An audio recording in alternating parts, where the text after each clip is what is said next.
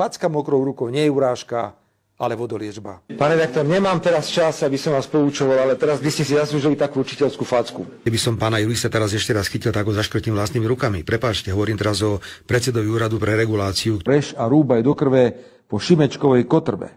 Už im úplne drbe v bedni. Pánovi Hegerovi. Ak ho stretnem, tak tento rožok namažem maslom a mu ho vopchám do huby. Boha vyženieme, nebojte sa. Ale my asi tou lopatou musíme tú vládu búchať po hlave. Zoberme palice, lopaty a poďme do Národnej rady. Zoberme palice, lopaty a poďme na úrad vlády. Zoberte lopaty a poďme, vybucháme to v tom parlamente, ľudia by radi prišli. Navozíme sem 10 000 ľudí pre Národnú radu a z toho parlamentu zostane iba kopa kameňov. Kde na východnom Slovensku alebo na strednom Slovensku tak ho ľudia zmátia, hodia ho do toho košíka nákupného a hodia do prvej rieky, ktorá tam existuje. Lebo taká je realita. A dobre mu tam vylízal zadok. A tam je minimálne 8 nadržaných prokurátorov, ktorí sa budú chcieť na mne vyonanovať. Jebnite tam aj, najebte tam. Čím je človek väčšia prostitútka? Čím je väčšia kurva? Pre Krista Pána Boha. Toto ani potkanie nerobia. Špinavé protislovenské prostitútky. Bol užený na iPhone a nechal odkaz cez toho podnikateľa,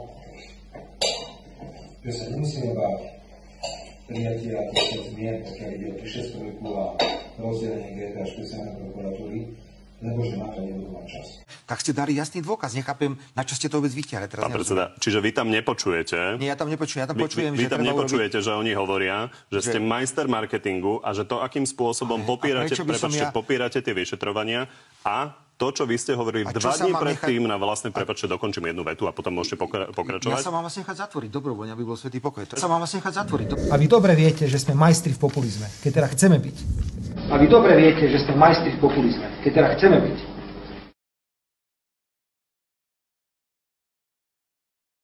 Tak teraz, čo je dôležitejšie? Dobrý pocit amerického vyslanca a pani prezidentky, že budeme, nechajte ma dokončiť, že do 30. septembra, keď nemáte na to dôkazy. Prosím vás, komunikujeme, tam chodí pravidelne, americká vyslanka tam chodila, v každej krízovej situácii chodí do prezidentského paláca. Poprosím vás, rešpekt voči hlave štátu. Práve preto opakujem ešte raz, pani prezidentka je pod plným vplyvom americká ambasády. Pán Fico, poprosím vás.